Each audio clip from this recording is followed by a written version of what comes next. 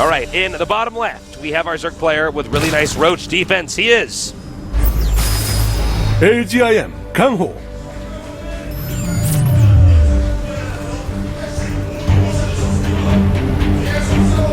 He won the first series against the same opponent. Can he do it a second time? He is FXO GuMiho. All right.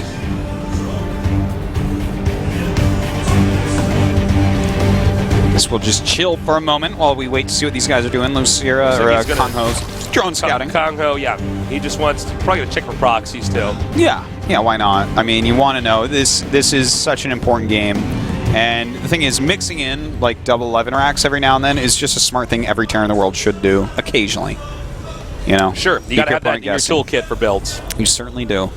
Hi, Tosis. It's like the Batarang. I haven't seen you since our World of Tanks cast. Yeah, I guess that's true. I've been sick since then. That is terrible. I'm still so sick, sorry. actually. No, it's okay. I really hope you don't give it to me. Like, I've been pretty lucky lately with my health. Oh, well, I'm sorry, because that sandwich that I brought you, I actually licked the bread on the inside. I'm so sorry. I thought it tasted like you. It was pretty tasteless. Yeah. Didn't taste good, didn't taste bad. It was just very bland. Yeah. Like my ID. Tasteless, a.k.a. bland. Yeah, man, that's a way cooler ID than tasteless. You should change your ID to bland. I think that's great. Bland or lion piss. One of Blandosis. So, excuse me, I had to cough. So, how's your kid doing, Dan? She's doing really good. She's the cutest thing ever. I bet. She's getting bigger. She's walking around now, using words. Yeah, she is. She had strawberry the other day. Oh, that's crazy. That is crazy. That's crazy. I'm like, no, I want the strawberry. She's like, strawberry. Wow. Yeah. Well. Did you get to see any of my recent Ninja Turtles escapades? I didn't. I heard about Tryhard. My show where I'm a tryhard in Nintendo games and are unwinnable. You're the sickest tryhard. I'm such a tryhard. Good scouting there. But, no, so you're actually never going to beat Ninja Turtles. Well, I've got to the Technodrome twice now. You're really good. The third time I got almost to the Technodrome and then I died. Or the first time. Then the second two I got to the Technodrome, but on both times my emulator crashed. So I'd have to get like a new emulator. I don't know if it's the ROM, so I'm going to try again. Oh, it could be. You know what? Coming up. They probably like stopped ripping it because they knew no one would ever actually beat that game. Well, I will. So I'm going to beat it, man. We'll see about that. Somebody's like, why don't you play Turtles in Time? I'm like, because you can beat that game. You can beat that game in like an hour. It's the easiest game in the whole world. Yeah, I know. Well, this Reaper, not going to stay in here too much longer. He does have his friend coming down, but he knows that speed is on the way. Yep. And as that speed finishes up, he's going to have to, back out of make there. an extractor over here, not because he wants to make one, but because he doesn't want his drone to die. Ah! Wow, good save there. Yeah, really nice save. Oh, he's going to send that drone back. Was it a mistake? Not again. No. Yep, nice defense. Yeah, this is a very solid hold here from KangHo.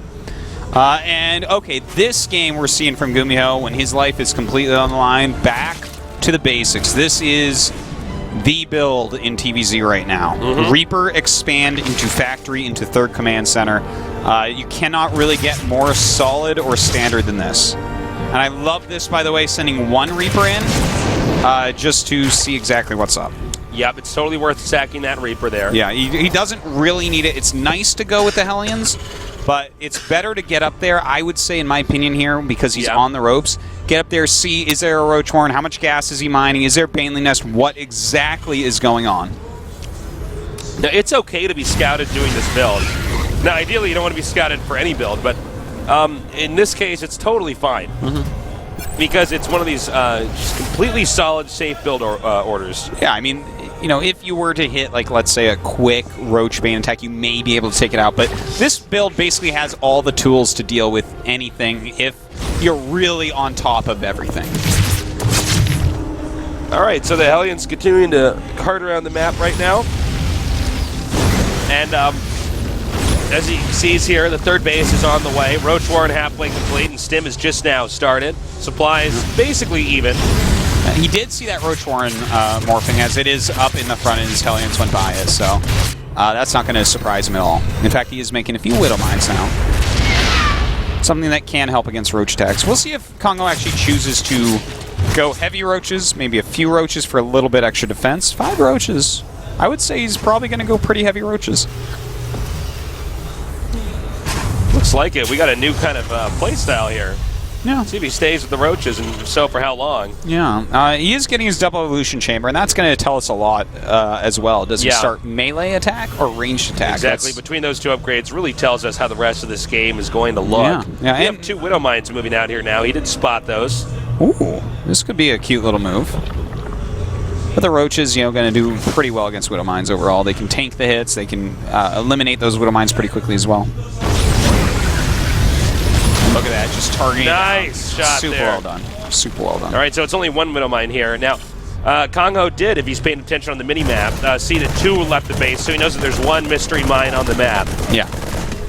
Also, we do see this Overlord scouting basically everything that's going on. In fact, GuMiho right now adding some more bunkers. He's being very careful. Now he knows exactly where that Widow Mine is. Mm-hmm. Oh, and look at this. A nice little Hellion harassment coming in. Getting a couple of drones here. He's killed 4 drones total. Yeah. And, it's not been too much damage, but it's been a good amount. He's continuing to crank out Widow Mines. Again, this is very standard TVZ thus far here in Heart of the Swarm. Yeah. The good Zergs are very good at controlling their lings to bait out those Widow Mine hits. Mm-hmm. GuMiho going to have to show a lot of skill in his control and his handling, moving across the map. I'd have to say he is getting roach speed. I was wondering about that because he only has 5 roaches, and he did choose the melee upgrade. So he might get a group of roaches out to help him move around the map and have some stability added in. But I feel like, because we don't see any sort of spire or anything yet, do you think he's going to go straight up into Hive? Did you see the placement there? Hold on a second. Did you see the placement of the changeling there? He dropped it behind the ledge. Okay. At the bottom of our screen there, so you couldn't see it actually out, and then right-clicked it towards that army. Oh. So it's actually, you don't get to see it turn into the changeling. You don't see that animation. That was really cool. That's cute. You're saying, do I think he's going to go for the Hive? Yeah, because, well, it looks like, he's getting Baneling speed, so what it really looks like here, and in fact he has Overlord speed as well, I think he's going to use Overlords to help clear out Widow Mine hits, and then move in with Speed Bane, Speed Roach. I think you could be right. Yeah, in fact, I'm almost 100% sure this is what's going on right now. And this is a powerful type of attack that you can do at this point in the game. It's kind of a metagame type of move. He tried to load that changeling and then dropped a Marine out to kill it. That's so cute. But yeah, this is kind of a metagame sort of attack. There's no siege tanks out for GuMiho. Now, also note for GuMiho, by the way, because there's no Spire out, he has the liberty of going around the map, taking out Overlords like we just saw. Yeah. But, he's got 1 bunker up at his front. He doesn't, let me check his Widow Mine count. He has only 2 Widow Mines. I feel like this attack from KangHo, I think if he just goes for it, man, I think this can just kill him. I think it will I think he'll do enough damage that KangHo has a really strong lead.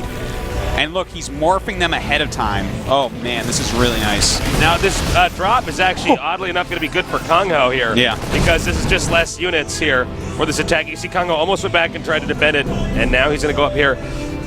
This drop could be deadly. He's going to have, 40 Banelings. 42 Banelings. Ridiculous. So much. Okay, let's see, Tasteless. Now he's bringing... He saw the Banelings. He is bringing in a big clump of Overlords. He may be dropping creep with these as well. Oh, I thought he was going to fake a drop in the main here. I think he's going to drop creep and hit Widow Mines. Take the Widow Mine hits. Here we go. He's moving in now. The Banelings, so far they've pushed the Terran all the way to the corner here. Those Banelings get in any further. It's going to be a lot of damage done. The placement of GuMiho is so strong. There was a Hellbat. There's a Hellbat in between those 2 geysers. It actually roasted a very good amount of Zerglings. He goes up into the main, though. He's not done yet. Meanwhile, a drop, by the way, at the 3rd base of KangHo. But does GuMiho have enough coming out of these barracks to actually stop this? He's down to 30 SCVs and not a lot of units. Everything that pops out is being killed so quickly. All right, another drop over here after eliminating the drones in the 3rd. The 2nd base now under fire. The drones might not be enough. He's using SCVs. He's using everything.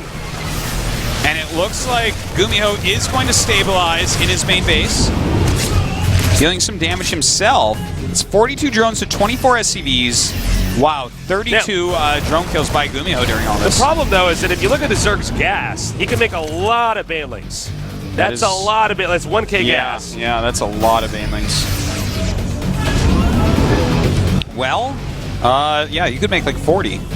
So we'll see what he does. He's making a lot of roaches once again. You know, another big attack. Looks like what KangHo wants to do here.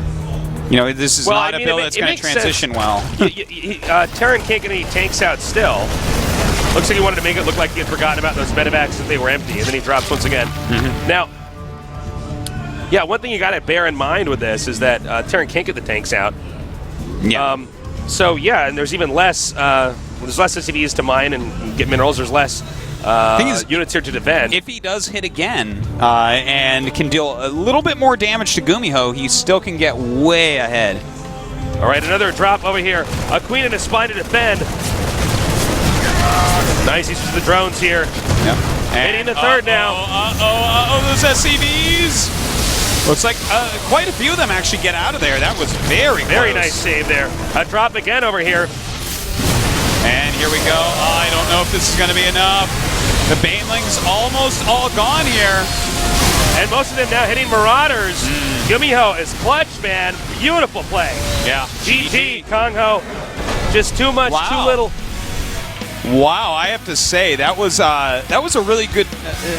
That was a great defense by GuMiho. Yeah. The way he ran behind the geysers was very impressive. He spread very well. And I really thought that KangHo, it's so hard to call him the right name. Set up Lucira. It's I'm working on it. I've been having a hard time with it, too. I'm sorry, everybody. I'm working on it. You're fine, man. I have a Lucira addiction.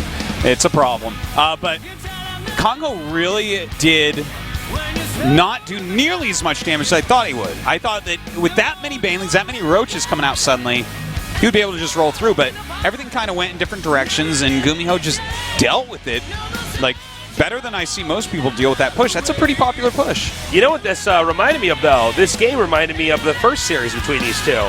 Lucira being a little bit too aggressive, and GuMiho being a little bit too good with his defense, and ultimately KangHo just feeds into GuMiho.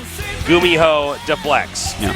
Now the next map of choice is gonna be for KangHo. He already played on Whirlwind and now Daybreak. What map is he going to pick, Artosis? Star Station is my guess. Star Station. We'll see. You don't think? No, actually, Star Station sounds pretty good. I'm thinking. I mean, we could see a map like maybe a Red City or something, but I'm leaning towards Star Station here, to be honest. I think players are more comfortable on it. You know, it is a ladder map, and I do know that these guys ladder a reasonable amount.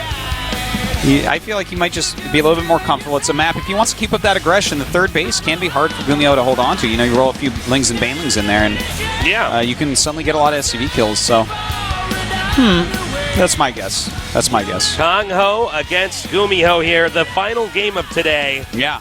Who will win? Battle of the Hoes. Who is the greatest hoe? We're going to find out soon. Ho is the greatest hoe.